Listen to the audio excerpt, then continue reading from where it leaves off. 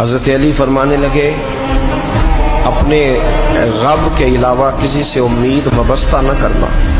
और फरमाया, अगर डरना हुआ ना कभी तो अपने गुनाहों से डरना। उम्मीदें अपने रब से, उससे मांगो, उसके हुजूर बैठो, उसकी जात पर तुम अपनी उम्मीदें वाबस्ता करो। वो तुम्हें नवाजेगा, वो तुम्हें देगा। और अपने गुनाहों से डरो। आज लोग किस बात से डर रहे हैं? आज खौफ किस बात का? मौत का? किस बात का खौफ है आज?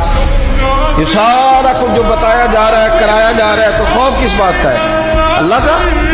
गुनाहों का?